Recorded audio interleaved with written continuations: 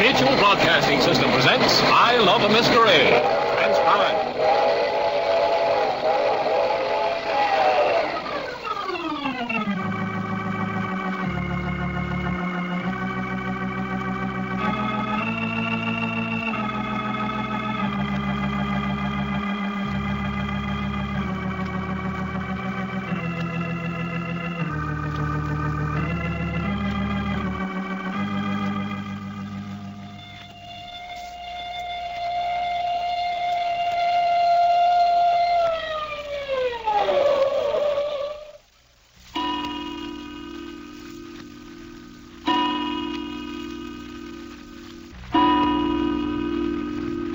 Well, I don't mind telling you. The more I see of this setup, the more I wish we'd gone on about our own business. Jock, that isn't like you. What ain't like me? Why, here we are guests in a millionaire's home with 3 beautiful girls and only their grandmother to watch over them. And what a grandma. Boy, I don't like her. No. Doc's had it in for Grandma Martin since she sent us back up here to our quarters right after dinner. Yeah, what'd she do that for? She think you're the only one in our outfit good enough to associate with the Martin family? I can tell you why. Well, I wished you would. She said she wanted me to have a serious discussion with her granddaughters, and if there were too many eligible young men in the room, the girls wouldn't think of anything else. Did she really say that, Jack? She did. And when I said, man, crazy, she jumped all over me. Well, these just plain ain't the kind of girls that I want to associate with. Not from what I seen of them. She ain't got nothing to worry from me. Well, they have money. Well, so have we. $25,000 reward money. And what I want to know is why we don't ditch this joint and get to spending it. That'll have to wait. Yeah, on what? On the solution of the trouble that's breaking about this old grandmother's head. Well, that ain't our hard luck. I'm afraid it is. Now. Why? Because Mrs. Martin's begged us to stay and help her out. I say, that haughty, stiff-necked female aristocrat begged you to stay here? That's right. So you can see how desperate she must be. But what's the matter? What we supposed to do? None of it makes much sense yet. I've got some tangled information.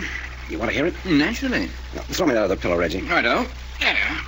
Thanks. Well, come on, settle down and let's have it. All right. Now, let me give you a picture of the people in this house. Oh, you've seen them all now. No, I've only seen Grandmother Martin and 2 of the girls, Fay and Cherry. Fay described the others. First, Fay, or Faith, is the eldest. She describes herself as the vulgarian of the family. Oh, I say. The what? Vulgarian. She shocks her Puritan grandmother every time she opens her lips.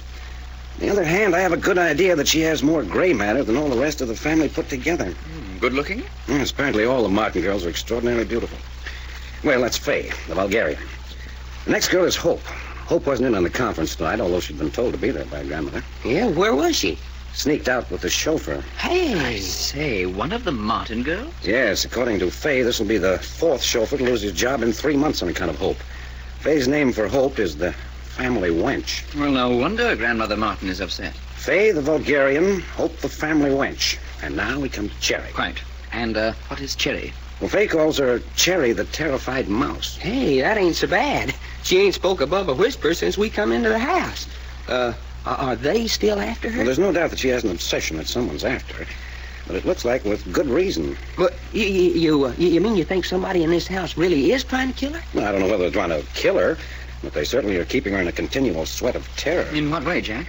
First, slashing her arm. Second, pushing her down that flight of stairs. Well, Grandma didn't take that very serious. Neither did Fay at first. When she heard it, she said, oh, so the terrified mouse fell downstairs again. Again? Yes, looks like it was a common occurrence. But then I put in my 2 cents worth and scared the living daylights out of both Fay and Grandma. Well, what'd you want to scare them for? I didn't mean to. It wasn't until after I'd said it and saw their reaction that I knew it meant anything. Well, come on. What did you say? I said I heard a baby crying just before Cherry fell downstairs. Who does it belong to? Well, what's so terrifying about that? Whose infant is it, Jack, and where's the nursery? There isn't any nursery, and there isn't any baby. Why, dang busted, Jack, there is too. We heard it. There isn't any baby in this house. You're being serious? I mean to say, we did hear it. Cherry's been hearing it for some time now. She says every time the baby cries, something terrifying happens. You mean a baby's haunting this house? I don't mean anything of the kind. Then what do you mean? I don't know. I'm just stating what I've heard. Cherry's been complaining of hearing a baby crying in the house, and that every time she hears it, something vicious happens. The rest of the family have laid it to delusions. Oh, but see here, Jack, what we heard was no delusion. That's just the point. That's what frightened Fay and Grandma. The fact that we heard the baby proves that Cherry hasn't been talking through her head. Doggone. Who ever heard of a house being haunted by a baby? Rubbish. Well, there it is, ain't it? A baby's voice and no baby. It's a plot. A plot, huh? Well, didn't Jack just get through saying that the kid cried just before something bad happened? That's what that girl Cherry says. And what she says is true on account. Looky, we heard the baby cry, and then right after that, she was pushed downstairs. quite. I grant you that. Well, okay. You mean to tell me whoever's doing all this is running around this house with a baby in his arms, pinching it to make it cry just before he gets ready to do some of his dirty work? Well, that's pretty silly, Doc. Well, of course it's silly. That's just what I'm saying. Besides, there ain't no baby in the house. So what? So it's got to be a baby ghost. Oh, for the love of Pete, Doc. Well, it has, Dad, blast it. A baby ghost in this house on account of there's so much trouble and so many things is wrong. And every time that something else starts to go wrong, it tries to warn folks by crying just before it happens. Beautiful theory. Well, you think of a better one. Why? Okay. The trouble with you and Reggie is that you wouldn't know a ghost if it come up and laid an egg in my hat? That's just plain vulgar. Why? Because ghosts don't lay eggs. Oh. Well, they don't. All right. Now, do you want to hear the rest of my story? Well, what about this baby cry? That's all there is. You know as much about it as I do. And that also brings us up to date on Cherry. Oh, Cherry, the terrified mouse. Hope, the family wench. And Fay, the Bulgarian. And the last on our list is Job. Oh, that's a brother, huh? Yes, in age he comes between Fay and Hope. According to Fay, he's the one who's breaking Grandmother Martin's heart. And has Fay a name for him, too? Yes, Job the good-natured drunk. Drunk, huh? What does Grandmother Martin say about that? She tried to keep his name out of the conversation, said he was the only one worthy of the family name. Fay, on the other hand, says he's never sober and has been taken by every crook and confidence man in Hollywood. Just a never-ending easy mark, huh? Looks like it. And Grandma's always paying out and covering up for him, for the good of the name of Martin. Well, when we going to meet him? I don't know. When he comes home, I suppose. Where is he now? I tried to find out. No one seemed to know. Fay suggested some night spot with a well-stocked bar. I say, nice boy. Company. Sit still. Listen. What's the matter, Jack? Nothing. Just wait. I say, whimsy. I get it. Hello? Why, you little wench. Oh, you've been talking to Faye. Reggie, toss me a blanket. What's that? A blanket. Not a wet blanket, I hope. No, just toss it. There, I'll put this around you. You don't like me this way. No. They cost a lot of money at the best shops. Okay, so they cost a lot of money. Now, come on in. Why didn't you like them? Handmade and imported French lace? Now, keep that blanket around your shoulder. Here, sit down. What's it? I almost sat on the floor. Drunk again. Don't tell Grandma I never had a drink in my life. It's queer. No smell of liquor on her breath. She's as sober as we are. I say, Jack, who is this? Who am I? Guess. No, wait, I'll give you a clue. I'm not Faith and I'm not Charity. Now, who am I? Your Hope. That's right. Why'd you knock on our door if you don't know who we are? I saw a light. Thought I ought to investigate. In long black stockings and a wisp of lace? Imported French lace. Where have you been? No, mustn't tell. Scandalous. Ruin the family name. Out with the chauffeur, weren't you? Shh, don't let Grandma hear. Come on, now, you're not drunk. Where's your dress? I said, where's your dress? What dress? Look here, Hope, you want me to shake your shoes off? Where did you leave your dress? You didn't want me to wear a dress with blood on it, did you? Hey. What did you say? Of course not. Nobody wants to wear a dress with blood on it. It's ugly. Doesn't match the color scheme. Hope, listen to me. What kind of a dress were you wearing? Slip-on, slip-off dress. I always wear slip-on, slip-off dress. I mean, what was the material? What color? Green, my favorite color.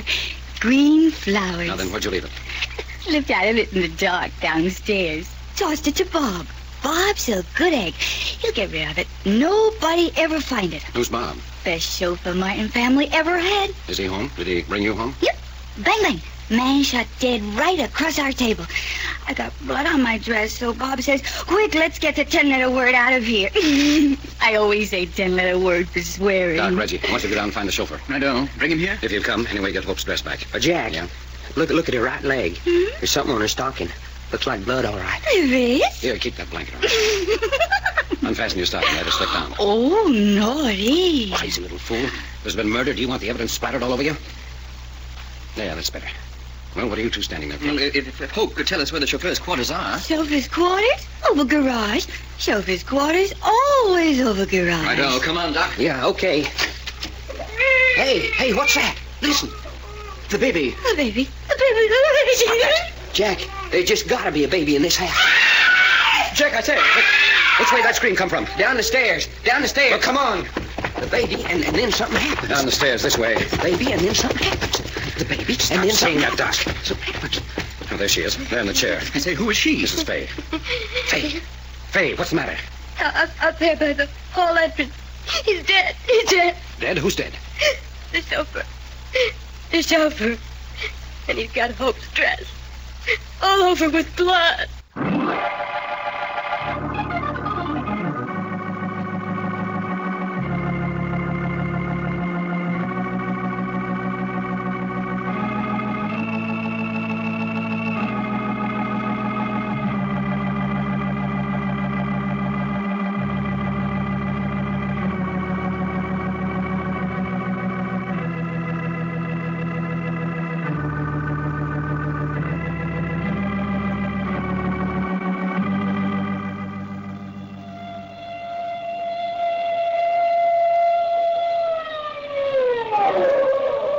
The further transcribed adventures of Jack, Doc, and Reggie will come to you tomorrow at this same hour. I Love a Mystery, written and directed by Carlton E. Morse, comes to you Monday through Friday, featuring Russell Thorson as Jack, Jim Bowles as Doc Long, and Tony Randall as Reggie York. Frank McCarthy speaking.